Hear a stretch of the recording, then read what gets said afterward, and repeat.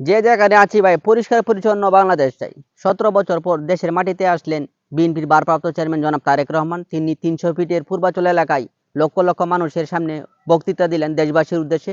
বাংলাদেশকে কিভাবে এগিয়ে নেওয়া যায়, বাংলাদেশকে কিভাবে উন্নয়নশীল রাষ্ট্রে পরিণত করা যায়, সেই উদ্দেশ্যে তিনি বক্তব্য রাখলেন। তো জনসমাবেশের পর বিএনপির ফেসবুক থেকে বলা হইল, উক্ত এলাকায় লক্ষ লক্ষ মানুষের জনসমাগম হওয়ায় এই এলাকায় ময়লা আবর্জনার স্তূপ জমেছে।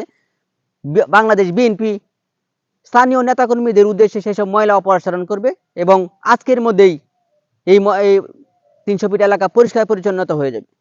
তো সবাই যদি সবার জায়গা থেকে এইভাবে ময়লা আবর্জনা পরিষ্কার করতে পারি, তাহলে বাংলাদেশ একদিন পরিষ্কার পরিচ্ছন্ন বাংলাদেশ হবে এবং কথার সাথে কাজের মিল থাকলে বাংলাদেশ একদিন উন্নয়নশীল দেশে রূপান্তরিত হবে। আমরা মনে করি বাংলাদেশ একটা গণতান্ত্রিক পরিবেশ, একটা সুন্দর নির্বাচন হবে এবং গণতন্ত্রের যাত্রায় এগিয়ে যাবে, সেই আশা প্রত্যাশা ব্যক্ত করছি।